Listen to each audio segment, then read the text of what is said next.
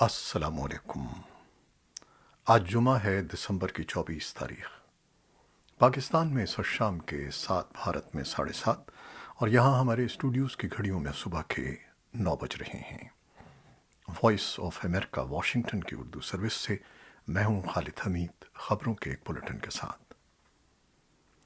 جنوبی بنگلہ دیش میں جمعے کو ایک پرہجوم فیری میں آگ لگنے سے کم از کم 32 افراد ہلاک ہو گئے ہیں۔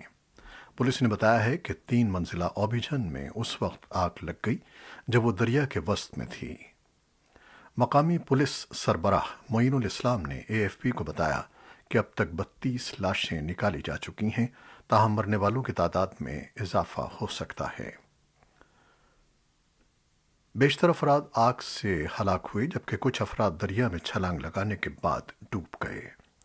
یہ واقعہ دارالحکومت ڈھاکہ سے 160 میل جنوب میں واقع جنوبی دیہی قصبے جھاکا گاٹی کے قریب صبح سویرے پیش آیا۔ پاکستان اور افغانستان کی سرحد یا ڈیورنڈ لائن کا تنازع ایک ایسا مسئلہ ہے جس پر افغانستان میں قائم ہونے والی ہر منتخب اور غیر منتخب حکومت کا موقف یکساں رہا ہے۔ اگرچہ اس تنازع پر دونوں ممالک کے درمیان براہ راست کوئی مسلح تصادم تو نہیں ہوا، لیکن دہائیوں سے ایک سرد جنگ جاری ہے۔ سن 2017 میں جب پاکستان نے دہشت گردی، اسمگلنگ اور دیگر غیر قانونی سرگرمیوں کی روک تھام کو بنیاد بناتے ہوئے افغانستان کے ساتھ ملحقہ علاقوں میں سرحدی باڑ لگانا شروع کی تو اس تنازع نے ایک بار پھر سر اٹھایا۔ رواں برس اگست میں پاکستان کی فوج نے اعلان کیا تھا کہ وہ افغانستان کی سرحد سے ملحقہ 90% علاقے پر باڑ لگانے کا کام مکمل کر چکی ہے۔ اسی ماہ طالبان نے کابل میں داخل ہو کر اپنی حکومت قائم کرنے کا اعلان کیا تھا۔ حال ہی میں طالبان اہلکاروں کی جانب سے سرحد پر لگائی گئی باڑ ہٹانے کے واقعات سامنے آئے ہیں، جن کی ویڈیوز بھی سوشل میڈیا پر گردش کر رہی ہیں۔ حالیہ کشیدگی پر پاکستان یا طالبان کی جانب سے تاحال کوئی باضابطہ بیان جاری نہیں کیا گیا ہے۔ افغانستان میں chamber of commerce and investment کے عہدیداروں کا کہنا ہے کہ افغانستان اور چین کے درمیان تجارت کا حجم سن 2020 کے مقابلے میں اس سال کم ہوا ہے۔ خان جان القزئی نے وائس آف امریکہ کو بتایا کہ سن 2021 میں اب تک افغان تاجروں نے $52 ملین خشک میوجات برآمد کیے، جن میں پائن نٹ اور ادویات شامل ہیں، جبکہ گزشتہ سال افغان برآمدات کی کل رقم $60 ملین امریکی سے زیادہ تھی۔ ان کے مطابق گزشتہ سال افغانستان نے چین سے $1 ارب مالیت کا سامان درآمد کیا تھا، لیکن اس سال چین کے ساتھ درآمدی سامان کی کل مالیت کم ہو کر $700 ملین رہ گئی ہے۔ ازبکستان نے جمعے کے روز مزار شریف میں بڑی مقدار میں فلاحی امداد طالبان حکام کے حوالے کی ہے۔ ازبکستان کے صدر کے خصوصی نمائندے عصمت اللہ ارگاشیف نے آج صبح بلخ میں ایک تقریب میں یہ امداد طالبان کے نائب وزیر خارجہ شیر محمد عباس ستانکزئی کے حوالے کی۔ طالبان کی وزارت خارجہ کے بیان کے مطابق ارگاشیف نے کہا کہ وہ ریلوے کو تورخم تک توسیع دینے کے خواہاں ہیں، جس سے افغانستان کو ٹرانزٹ ہب میں تبدیل کیا جا سکتا ہے۔ ستانکزئی نے ریلوے پروجیکٹ سمیت تمام اقتصادی منصوبوں کی حمایت کا اظہار کرتے ہوئے ازبکستان کے عوام کی مدد اور دوستانہ موقف کا شکریہ ادا کیا۔ طالبان حکام کا کہنا ہے کہ قطر اور ترکی کی ایک مشترکہ تکنیکی ٹیم جمعرات کو کابل کے ہوائی اڈے اور 4 دیگر ہوائی اڈوں کا انتظام سنبھالنے سے متعلق بات چیت کے لیے کابل پہنچی۔ ذرائع کے مطابق ٹیم نے کابل ایئرپورٹ کو مشترکہ طور پر چلانے کے لیے ایک معاہدے پر دستخط کیے ہیں۔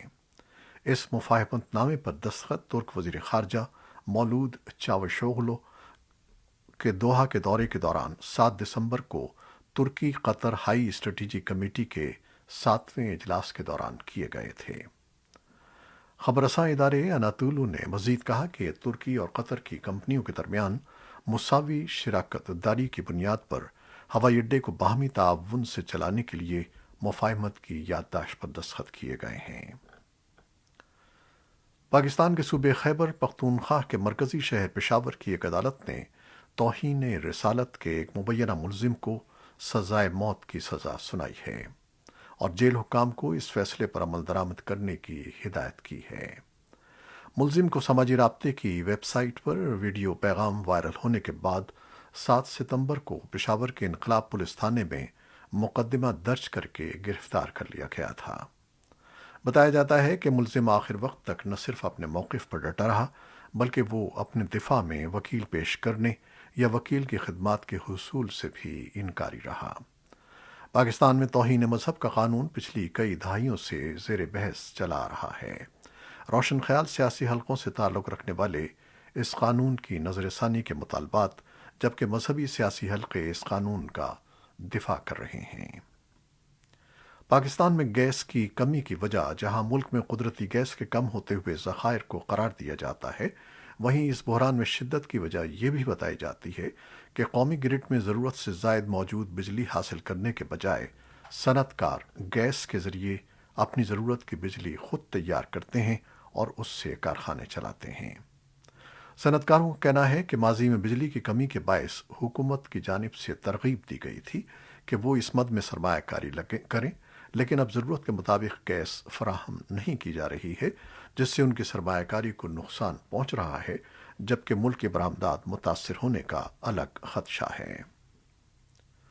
بھارت کے زیر انتظام کشمیر کی انتظامیہ نے دارالحکومت سری نگر کی تاریخی جامع مسجد میں ایک بار پھر جمعے کی نماز ادا کرنے کی اجازت نہیں دی۔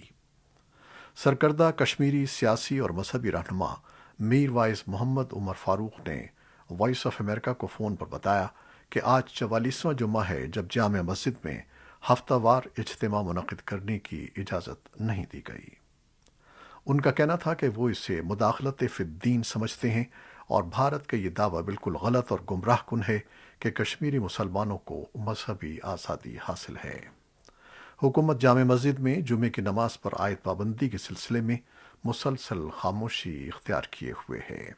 تاہم ایک اعلیٰ پولیس عہدیدار نے نام ظاہر نہ کرنے کی شرط پر وائس آف امریکہ کو بتایا کہ جامع مسجد چونکہ مسلمانوں کی ایک بڑی عبادت گاہ ہونے کے ساتھ ساتھ سیاسی سرگرمیوں کا مرکز رہا ہے اور بھارت مخالف عناصر اور استصواب رائے کا مطالبہ کرنے والی سیاسی جماعتوں اور قائدین نے اسے ہمیشہ اپنے سیاسی خیالات اور عقائد کی ترویج کے لیے استعمال کیا ہے۔ عہدیدار کا کہنا تھا کہ لوگوں کی جان و مال کی حفاظت کو یقینی بنانا پولیس کی اہم ذمہ داری ہے۔ بھارت کی ریاست اتراکھنڈ کے ہردوار میں 17 سے 19 دسمبر تک ہندو سادھو سنتوں کا ایک 3 روزہ مذہبی اجلاس منعقد ہوا، جس میں مبینہ طور پر مسلمانوں اور دیگر اقلیتوں کے خلاف ہتھیار اٹھانے اور ان کی نسلی صفائی کی بات کی گئی۔ پروگرام کی متعدد ویڈیوز سوشل میڈیا پر وائرل ہوئی ہیں۔ رپورٹس کے مطابق بعض مقررین کے بی جے پی کے سیاستدانوں سے تعلقات ہیں۔ بی جے پی کی جانب سے اس معاملے پر تاحال کوئی رد عمل سامنے نہیں آیا ہے۔ اس واقعے پر زبردست احتجاج ہو رہا ہے اور مقررین کے خلاف کارروائی کرنے اور انہیں گرفتار کرنے کا مطالبہ کیا جا رہا ہے۔ ہردوار کی پولیس کے مطابق اس معاملے کی جانچ کی جا رہی ہے اور بعد میں مزید افراد کے نام رپورٹ میں شامل کیے جائیں گے۔ مبصرین کہتے ہیں کہ اس پروگرام کا مقصد مذہب کی بنیاد پر عوام کو تقسیم کرنا ہے تاکہ بی جے پی کو اس کا انتخابی فائدہ ہو سکے۔ بی جے پی ایسے الزامات کی تردید کرتی رہی ہے۔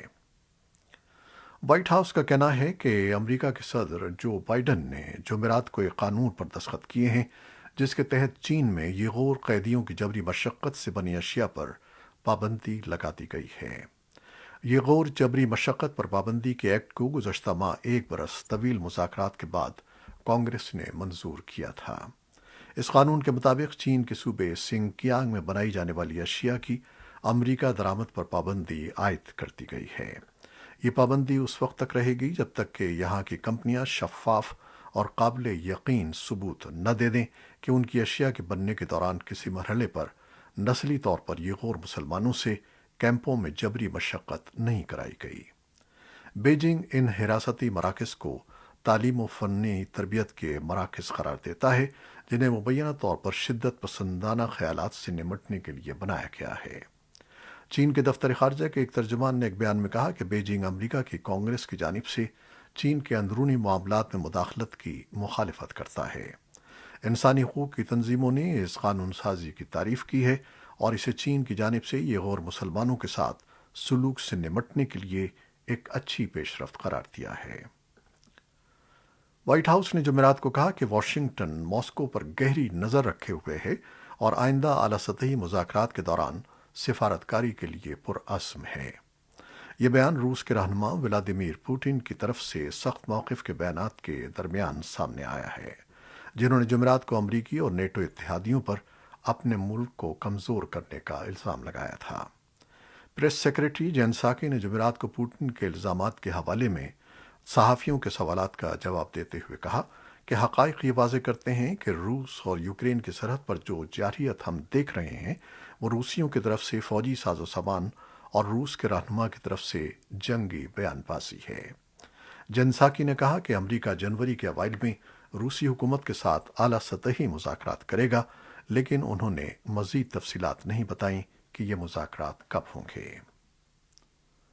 امریکہ کے سابق صدر ڈونلڈ ٹرمپ کی زیرو ٹالرنس سرحدی پالیسی کے تحت الگ کیے جانے والے بچوں اور ان کے والدین کو دوبارہ ملانے کے لیے بائیڈن انتظامیہ نے اپنے پہلے سال کے اختتام کے قریب نمایاں پیش رفت کی ہے۔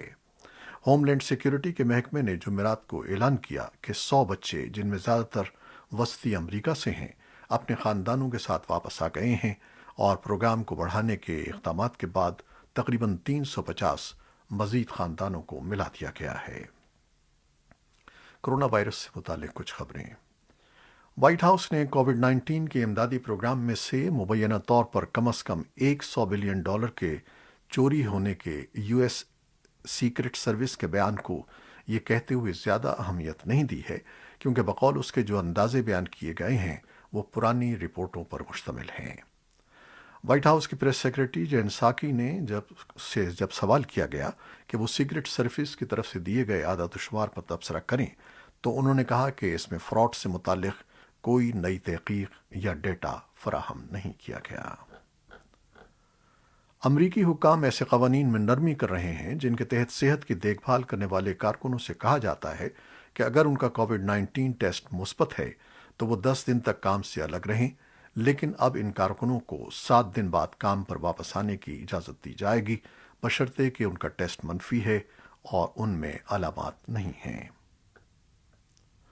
امریکہ کے شہر نیو یارک کے میئر بل ڈی بلازیو کی ایک پریس ریلیز کے مطابق 31 دسمبر کو ٹائمز اسکوائر میں نئے سال کی شام کے تقریب میں مکمل ویکسینیشن اور ماسک پہننے کی ضرورت ہوگی۔ یہ اجتماع بہت چھوٹا بھی ہوگا۔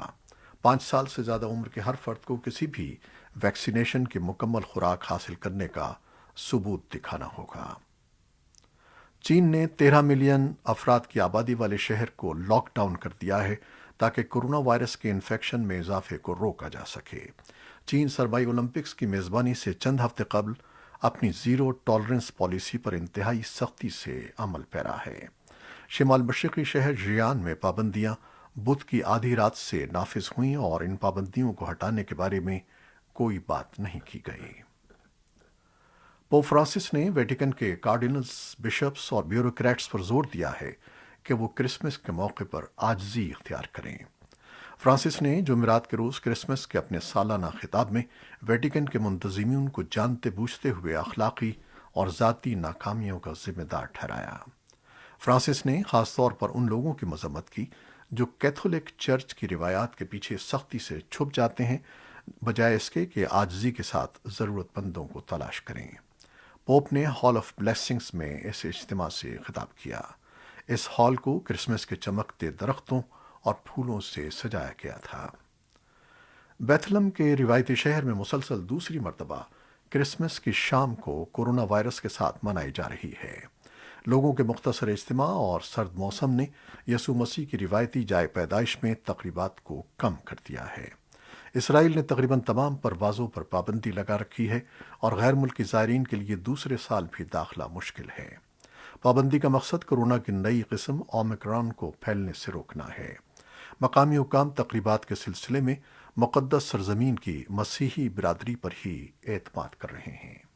یہ تھیں وہ خبریں جو فیس بک لائیو پر ہم نے آپ کے لیے پیش کی۔ ہماری ویب سائٹ، یوٹیوب اور پوڈ کاسٹ پر یہ بلیٹن پوسٹ کر دیا جاتا ہے۔ ہمارے اس بلیٹن کو شیئر کرنا نہ بھولیے گا۔ خالد حمید اب اجازت چاہتا ہے۔ اللہ حافظ۔